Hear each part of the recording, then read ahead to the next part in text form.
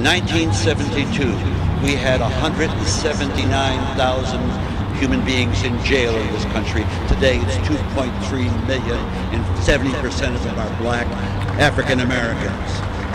And I hope my colleagues will join me in standing up and saying, like FDR did with Prohibition, we'll do away with that. And FDR did it. And if I'm president, I'll do away with the war on drugs, which does nothing but savage our inner cities and put our children at risk. There's no reason for this. There's not an American that doesn't understand the culture and the understanding that Prohibition was a failure.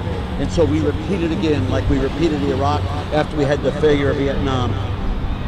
We have killed more Americans than was done on the 11th of September.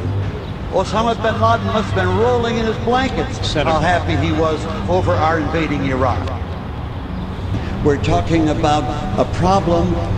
We're scapegoating the Latinos of our society because we as a society are failing in education. We're failing in healthcare, we're failing in our crumbling infrastructure, and we're failing by invading countries and spending our treasure. That's what's wrong, and so I'm ashamed as an American to be building a fence on our southern border. That's not the America that I fought for. Life is love. That's what empowers courage, and courage implements the rest of our virtues. The only way you're going to get justice is to turn around and empower yourselves to become lawmakers so you can change the system. And there's no thought of really changing the system today. It's politics as usual.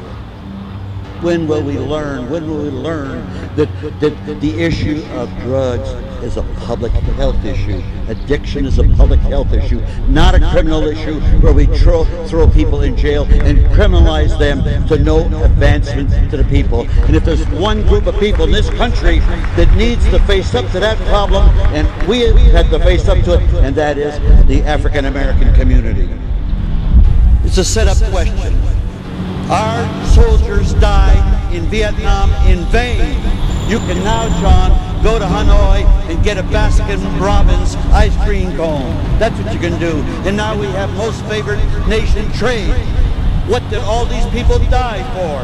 What are they dying for right now in Iraq every single day? Let me tell you, there's only one thing worse than a soldier dying in vain. It's more soldiers dying in vain.